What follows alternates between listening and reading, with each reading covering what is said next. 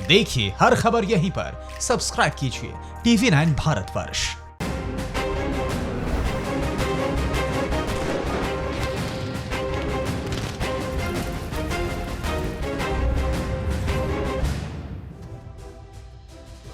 नमस्कार, आपके साथ मैं हूं समीर अब्बास। चीन में एक कहावत है, the greatest victory is that which requires no battle, यानी दुश्मन से जंग को जीत लेना बड़ी बात नहीं है।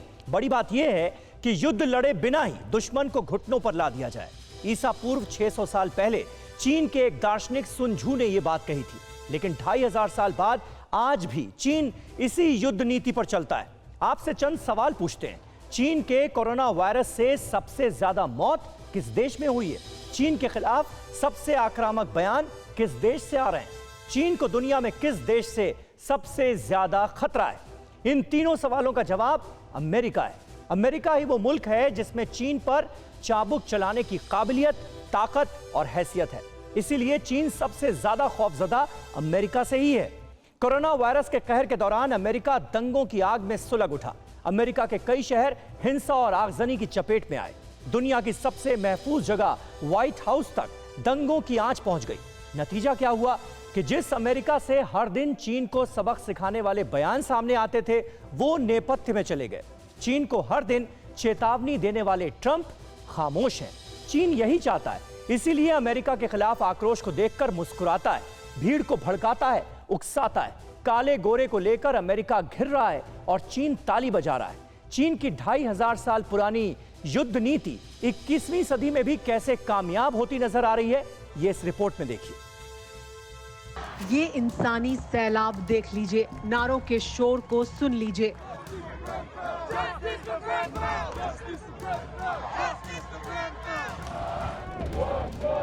और अंदाजा लगा लीजिए कि बिना युद्ध लड़े, बिना मिसाइल उड़ाए, बिना एक भी गोली चलाए किसी मुल्क के गुमान को खाक में मिलाया जा सकता है।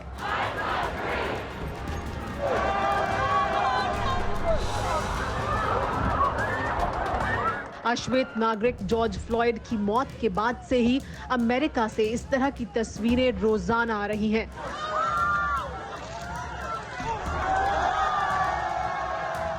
लेकिन ये अमेरिका नहीं है, ये लंदन है, वॉशिंगटन से 6000 किलोमीटर दूर।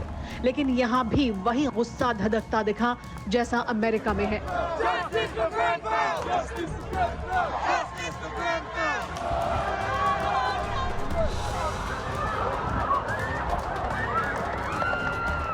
ये तस्वीर ब्रिस्टल की है और प्रदर्शनकारी जिस मूर्ति के साथ जोर आजमाइश कर रहे हैं वो एडवर्ड कॉल्स्टन की है। एडवर्ड कॉल्स्टन 17वीं सदी में अंग्रेज कारोबारी था जिसका मुख्य धंधा मानव तस्करी था। एडवर्ड अफ्रीकी लोगों को अमेरिका और दूसरे देशों को बेचता था। बताया जाता है कि एडवर्ड ने 1 लाख से ज्यादा अफ्रीका के लोगों को अमीरों को गुलाम बनाने के लिए बेचा था। इसीलिए ब्रिस्टल में प्रदर्शनकारियों का गुस्सा एडवर्ड की मूर्ति पर टूटा। गुस्साई भीड़ ने पहले मूर्ति उखाड़ी, सड़क पर घुमाया। मूर्ति के गले पर ठीक वैसे ही पैर रखा गया जैसे अमेरिका में जॉर्ज फ्लॉयड की गर्दन पर पुलिस वाले ने रखा था। आखिर में मूर्ति को नदी में फेंक दिया गया। अमेरिका और लंदन में हो रहे दंगों से आखिर चीन का क्या वास्ता? इस हिंसा के पीछे चीन का क्या कनेक्शन हो सकता है? अगर यह सवाल आपके जहन में भी उठ रहा है तो इसका जवाब जानना बेहद जरूरी है। लेकिन उससे पहले आप एक तस्वीर देखिए। जवाब के बारे में बहुत हद तक आपको अंदाजा हो जाएगा। लंदन में हजारों की भीड़ की ये तस्वीर अमेरिकी एम्बेसी के बाहर की है।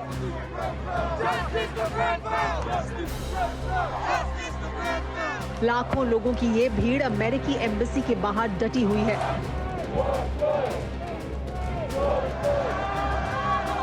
और वॉशिंगटन में अमेरिकी हुकूमत का हलक सूखा हुआ है। ब्रिटेन की सड़कों पर अमेरिका की तरह नो जस्टिस नो पीस और ब्लैक लाइव्स मैटर के नारे गूंजते रहे।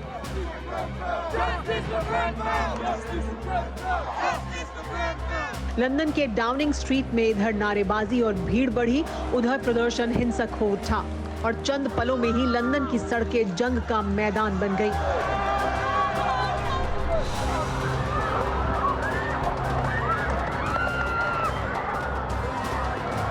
अमेरिका, ब्रिटेन, ऑस्ट्रेलिया, ये 3 तस्वीरें भले ही अलग अलग देशों की हैं, लेकिन हालात एक जैसे हैं। खास बात यह है कि अमेरिका, ब्रिटेन और ऑस्ट्रेलिया ही वो देश हैं जो कोरोना वायरस को लेकर चीन के खिलाफ सबसे ज्यादा मुखर हैं। कोरोना वायरस के कहर के बीच इन तीनों देशों ने वुहान लैब की जांच को लेकर सबसे ज्यादा आवाज उठाई है और मौजूदा वक्त में तीनों ही देश दंगे और हिंसा की आग में जल रहे हैं और चीन ताली बजा रहा है।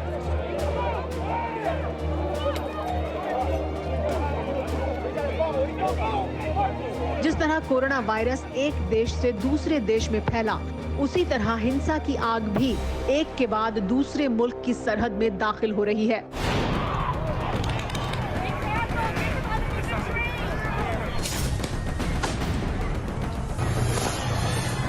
और कोरोना को लेकर चीन को कटघरे में खड़ा करने वाले देश खामोश हो चुके हैं।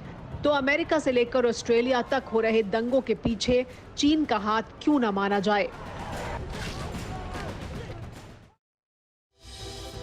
तो किसी मुल्क को नेस्तनाबूद करना हो तो दीमक की तरह पेश आओ, जिसमें रानी दीमक कहीं नजर नहीं आती। वो सिर्फ हुक्म जारी करती है और लाखों की तादाद में उसकी सेना ठेठ जमीन के अंदर से आकर महलों तक को खोखला कर लौट जाती है। चीन यही करता रहा है।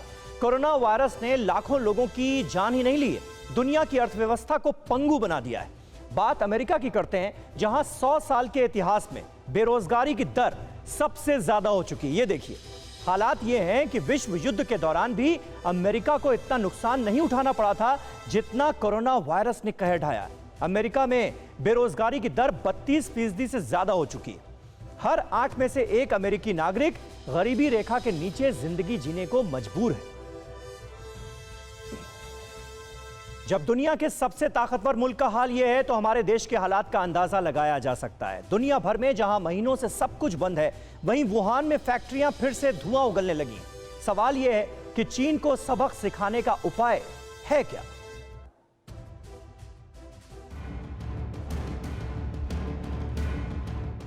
आसमान की बुलंदी का मुकाबला करती गगनचुंबी इमारतें, रोशनी में नहाया शहर और नई दुनिया का एहसास दिलाती तस्वीर। किसी को यकीन हो सकता है कि जिस जगह चमक बिखेरता ये शहर है, कुछ दशक पहले तक यहाँ एक कस्बे जैसा माहौल था। ये चीन का शेनज़ेंग शहर है, हांगकांग का पड़ोसी है, लेकिन इसकी पहचान ये नहीं है। इस शहर को सिलिकॉन वैली ऑफ हार्डवेयर के नाम से जाना जाता है।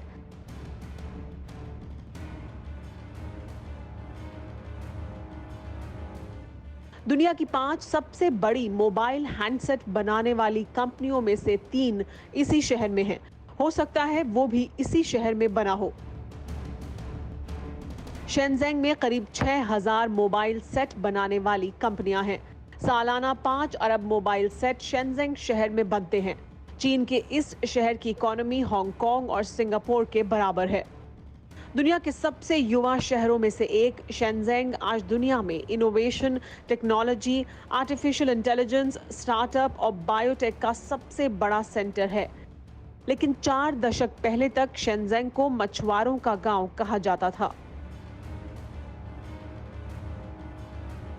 शेनज़ेंग ही नहीं, 4 दशक में चीन की बीजिंग से शंघाई तक हर शहर की सूरत बदल गई। जिन शहरों के बारे में लोग जानते तक नहीं थे, चीन के उन्हीं शहरों में आज दुनिया की हर तीसरी चीज बनती है। मेड इन चाइना मार्का के फरेब से चीन ने अपनी मक्कारी की दुकान कैसे चमकाई, चीन के शहरों की इस तस्वीर से समझा जा सकता है। चीन की ये तस्वीर अब बदल सकती है। कोरोना के कहर के बाद दुनिया का हर मुल्क चीन से बहुत ज्यादा नाराज है। भारत का जनमानस भी चीन को सबक सिखाने के लिए और चीनी सामानों का बहिष्कार करने के लिए उबल रहा है और लगातार इसकी मांग पुरजोर तरीके से उठाई जा रही है और इसी वजह से चीन का हलक अब सूख रहा है। ये तस्वीर चीन के सरकारी अखबार ग्लोबल टाइम्स की है। जिनपिंग की हुकूमत के भोंपू इस अखबार में लिखा है कि चीनी सामानों के बहिष्कार की अपील पूरी तरह फेल हो जाएगी, क्योंकि चीन का सामान हमारे देश की जिंदगी का हिस्सा बन चुके हैं और इसे हटाना बेहद कठिन है। इतना ही नहीं, अखबार में सोनम वांगचुक पर भी निशाना साधा गया है। इसकी वजह क्या है, आप खुद सुनिए। मैं तो कहता हूं कि इस बार भारत की बुलेट पावर से भी ज्यादा वॉलेट पावर काम आएगी, जो नागरिक पैसा खर्चते हैं चीन के सामान को खरीदने में। लद्दाख से समाजसेवी और इंजीनियर वांगचुक ने हाल ही में देशवासियों से चीन के सामान का बॉयकॉट करने की अपील की थी, क्योंकि चीन को सबक सिखाने का यही तरीका हो सकता है। चीन की ताकत उसकी इकोनॉमी है, जिसके दम पर ही ड्रैगन दुनिया को धौंस दिखाता है। चीन की अकड़ मेड इन चाइना मार्का से दूरी बनाकर ही कम हो सकती है, लेकिन ये कैसे मुमकिन हो सकता है? तो आज हमारे घरों से लेकर बाजारों तक चीनी सामान का कब्जा है। धार्मिक स्थलों से लेकर तीज त्योहारों पर मेड इन चाइना मार्का सामान का कब्जा है। सवाल यह है कि क्या प्रैक्टिकली चीनी सामान का इस्तेमाल और खरीदारी बंद की जा सकती है? इतनी आसानी से तो नहीं जितना हम सोचते हैं, लेकिन असंभव कुछ भी नहीं है। हमें सोचना होगा कि जब सवाल देश की अस्मिता का हो तो कोई भी फैसला लेना संभव हो जाता है। लिहाजा सबसे पहले हमारे देश और चीन के बीच कारोबार का गणित हमें समझना होगा। 2019 में भारत और चीन के बीच 92.68 अरब डॉलर का कारोबार हुआ। साल 2018-19 के दौरान हमने चीन से 4.92 लाख करोड़ का सामान आयात किया। बदले में हमारे देश से चीन को सिर्फ 1.17 लाख करोड़ का सामान निर्यात किया गया, यानी हमें 3.75 लाख करोड़ का व्यापार घाटा हुआ। यानी चीन सामान बेचता ज्यादा है, खरीदता कम है। साल 2019 में चीन के साथ भारत का व्यापार घाटा 56.77 अरब डॉलर रहा, जबकि यही घाटा 2018 में 58.04 अरब डॉलर था। हमारे और चीन के कारोबार में घाटे का यह सौदा सालों से चला आ रहा है। तो क्या चीन के आर्थिक मकड़जाल में हमेशा हमें उलझे रहना होगा? नहीं, ऐसा भी नहीं है, लेकिन इसे तर्कसंगत तरीके से कम करना होगा। यह कैसे हो सकता है, यह इस रिपोर्ट से समझिए।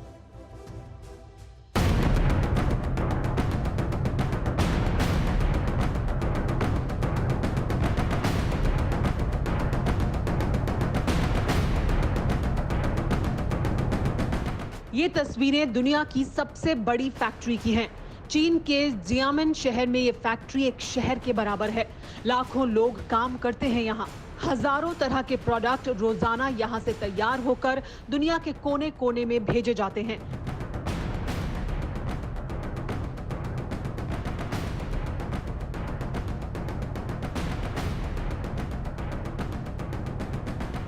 इस फैक्ट्री में रोजाना 60,000 आयरन तैयार होती है।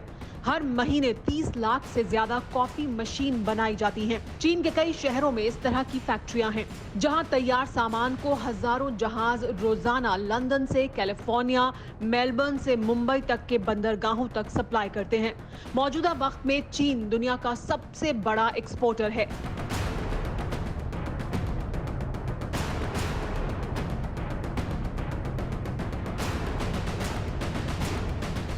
एक रिपोर्ट के मुताबिक दुनिया के 70% छाते चीन में बनते हैं। 60% बटन चीन बनाता है। अमेरिका के 72% जूते चीन तैयार करता है। 85% क्रिसमस लाइटिंग चीन बनाता है। 50% किचन का सामान चीन में तैयार होता है। 70% खिलौने चीन में बनाए जाते हैं। अमेरिका के बाजारों में बिकने वाली हर तीसरी चीज पर मेड इन चाइना मार्क होता है। पिछले साल यानी 2019 में चीन के कुल एक्सपोर्ट का 18% अमेरिका को भेजा गया, लेकिन अब हालात बदल सकते हैं। ट्रंप की बात सुनिए। ट्रंप ने तो इशारा कर दिया है, लेकिन हम क्या कर सकते हैं? इसे लद्दाख के समाजसेवी और चीन की चालबाजियों को बेहतर समझने वाले सोनम वांगचुक से सुनिए। सिर्फ अगर वो ये कह रहे हैं मेरा नाम लेके कि भारत की जनता चीनी सामान को नहीं छोड़ सकती है, दूसरी तरफ वो ये भी बता रहे हैं कि देखो आपका मसला टल गया, अब खत्म हो गया, तो इससे तो मुझे यही लगता है कि जो भारत की जनता कर रहे हैं उसका असर हो रहा है। और मुझे एहसास है कि चीन की सरकार को भारत की जनता कितनी माने रखती है, क्योंकि सिर्फ ये भारत की जनता नहीं है, अगर ये फैल गया दुनिया भर में तो चीन के अंदर तख्ता पलट तक हो सकता है।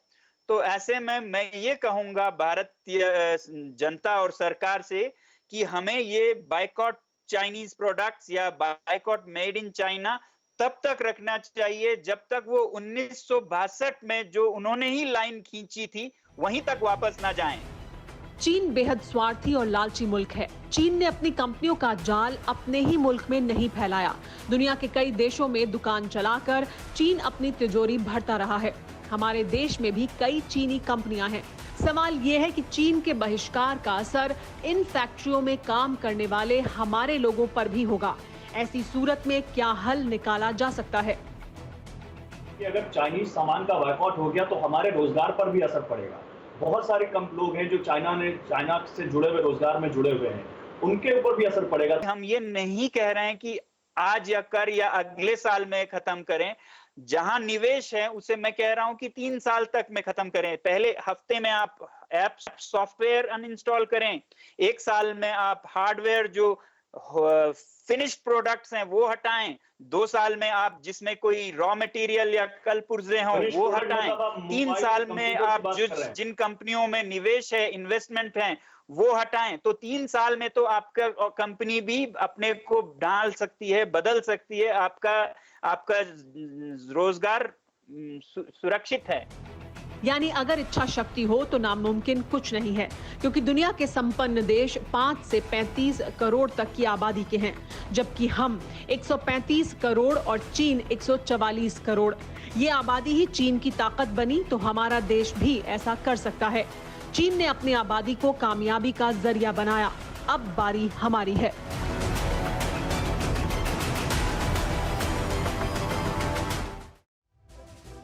देश में 25 मार्च को लॉकडाउन लगने के बाद प्रवासी मजदूरों की घर वापसी की तस्वीरें आपने भी देखी होंगी। सड़कों पर पैदल ही लाखों मजदूरों ने बड़े शहरों से गांवों का रुख किया था। अब लॉकडाउन खुलने लगा है तो मजदूरों के गांवों से शहर का रुख करने वाली तस्वीरें सामने आ सकती हैं, क्योंकि हमारे देश में रोजगार के मौके शहरों में ही। लेकिन चीन में ऐसा नहीं है। चीन की पॉलिसी है कि गरीबों को सरकारी लाभ तभी मिलेगा जब वे जहां हैं वहीं रहें। अगर वे पलायन कर शहर जाते हैं तो उन्हें सरकार से मिलने वाली सुविधाओं से हाथ धोना पड़ेगा। बावजूद इसके चीन में हर साल करोड़ों लोग अपना घर बार छोड़कर शंघाई और बीजिंग जैसे शहरों में पहुंचते हैं। चीन के शहरों में रोजगार थे, फैक्ट्रियां थीं, लेकिन चीन के वायरस वाले पाप के बाद हालात बदल चुके हैं। चीन भले ही दुनिया के सामने चमकती तस्वीर पेश करता है, लेकिन उसके खुद के घर में आग लगी। चीन में काम धंधे 2019 की तरह नहीं चल रहे हैं। अंदर से आ रही खबरें तो बता रही हैं कि चीन भी पूरी दुनिया की तरह मंदी का शिकार है। कोरोना वाले पाप ने चीन की कमर कैसे तोड़ दी है, इस रिपोर्ट में देखिए। ये जनाब तियान झांगझुआ हैं और फिलहाल छत पर जो दड़बा नुमा कोना दिख रहा है यही इनका घर है। तियान 7 महीने पहले रोजगार की तलाश में हुबे से बीजिंग आए थे। 2-3 महीने तक खूब काम मिला। हालात ये थे कि 2-2 नौकरियां मिल गईं, लेकिन अब फैक्ट्री बंद हो चुकी है। तियान को एक वक्त का खाना मुश्किल से मयस्सर हो पा रहा है। ये बीजिंग का लेबर चौक है, जहां हर सुबह तियान काम की तलाश में पहुंचते हैं, लेकिन यहाँ सैकड़ों बेरोजगार पहले से ही होते हैं, लिहाजा कभी काम मिलता है कभी नहीं। ये चीन की हकीकत है। जो चीन लद्दाख में हेकड़ी दिखा रहा था, जिस चीन से हर दूसरे दिन जंग की तैयारी का प्रोपेगेंडा वीडियो सामने आ जाता है, उसी ड्रैगन को वायरस वाले पाप ने डसना शुरू कर दिया है। चीन में शहरी बेरोजगारी दर 6% हो चुकी है। मार्च में ये 5.9% से भी नीचे थी। चीन ने वुहान में 8 अप्रैल को लॉकडाउन खत्म किया था, जिसके बाद फैक्ट्रियों को खोलने की परमिशन दे दी गई थी, लेकिन हुबे प्रांत में हजारों फैक्ट्रियों के गेट अब तक बंद हैं। ये कंपनियां या तो बंद हो चुकी हैं या फिर चीन से कारोबार समेटने का फैसला कर चुकी हैं।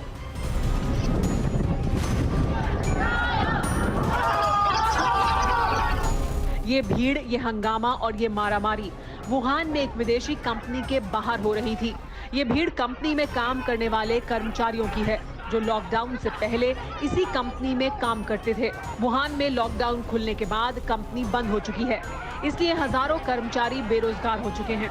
इतना ही नहीं, कोरोना से मुक्ति का दावा करने वाला चीन किस हालत में पहुंच चुका है, इसे भी जानिए। एपॉक टाइम्स के मुताबिक 2020 की पहली तिमाही में चीन में 4,60,000 कंपनियां बंद हो चुकी हैं। इसमें 57% कंपनियां 3 साल पहले ही शुरू हुई थी। 26,000 विदेशी कंपनियों ने लाइसेंस खत्म करने के लिए अप्लाई किया है। वुहान समेत हुबे की सड़कों पर नजर आती भीड़ उन लोगों की है जो काम न मिलने की वजह से शहर छोड़ रहे हैं। चीन की कमाई का सबसे बड़ा जरिया एक्सपोर्ट है। कोरोना की वजह से सबसे बड़ी चोट इसी उद्योग पर लगी है। चीन में 6 करोड़ लोग एक्सपोर्ट इंडस्ट्री से जुड़े हैं। अगर चीन का एक्सपोर्ट 30% भी कम होता है तो 1 करोड़ 80 लाख लोग बेरोजगार हो जाएंगे। कोरोना की वजह से चीन में बड़ी कंपनियों के साथ ही छोटे उद्योग भी खत्म होने की कगार पर पहुंच चुके हैं। बेरोजगारी पसर रही है। डिमांड और सप्लाई का तालमेल बुरी तरह से गड़बड़ाया हुआ है। चीन के तानाशाह शासकों को डर सता रहा है कि ये हालात लंबे वक्त तक रहे तो आवाम का गुस्सा सड़कों का रुख कर सकता है।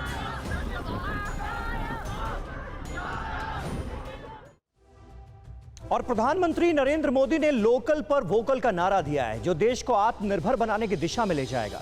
यही वजह है कि चीन बिलबिलाया हुआ है। चीन ने चुनौती दी है कि उसके सामान का बहिष्कार करना आसान नहीं है, जिसके बाद देश में छोटे कारोबारियों के संगठन CAIT यानी confederation of all India traders ने कहा है कि चीनी अखबार की चुनौती कबूल है। चीनी सामान का इस्तेमाल भारतीयों की आदत में शामिल हो गया है और इसका बहिष्कार करना मुमकिन नहीं है। ऐसा कहकर चीन ने हिंदुस्तान के कारोबारियों की ताकत को नजरअंदाज किया है। चीन ये भूल चुका है कि हिंदुस्तानी जिसे बुलंदी पर चढ़ाना जानते हैं, उसे अर्श से फर्श पर उतारना भी उन्हें आता है। Confederation of all India traders ने कहा है कि सिर्फ 1.5 साल में यानी दिसंबर 2021 तक चीन से 1 लाख करोड़ रुपए का इंपोर्ट कम किया जा सकता है। यह सही है कि कोई भी देश स्वदेशी प्रोडक्ट को बढ़ावा देकर अपनी इकोनॉमी को मजबूत कर सकता है, लेकिन ग्लोबलाइजेशन के दौर में हर विदेशी सामान को अपनी जिंदगी से पूरी तरह निकालना आसान भी नहीं है। जरूरत है दृढ़ संकल्प और सोच को विकसित करने की, लेकिन अभी जरूरत कोरोना से खुद को महफूज रखने की है। चीन का जानलेवा वायरस सुरसा की तरह मुंह फैला रहा है। देश में 7,000 से ज्यादा जानें जा चुकी हैं। 2.5 लाख से ज्यादा मामले सामने आ चुके हैं। पिछले 24 घंटे में रिकॉर्ड 10,884 मरीज बढ़े। इटली और स्पेन को पीछे छोड़ हमारा देश कोरोना से प्रभावित दुनिया का 5वां देश बन चुका है। चीन में कोरोना के कुल जितने मामले आए हैं, उससे ज्यादा मामले सिर्फ महाराष्ट्र में सामने आ चुके हैं। देश अनलॉक होने लगा है। बाजारों के बाद अब धार्मिक स्थलों के साथ ही मॉल्स भी खुल चुके हैं, लेकिन हमें एहतियात बरतना ही होगा। बहुत ज्यादा सतर्क रहना होगा। याद रखें, लॉकडाउन से राहत सरकार ने दी है, कोरोना वायरस ने नहीं। फिलहाल परवाह देश की में आज मेरे साथ बस इतना ही। अपना बहुत ख्याल रखिए। न्यूज़ टॉप 9 रोज सुबह 7 बजे और शाम 7 बजे सिर्फ TV9 भारतवर्ष पर।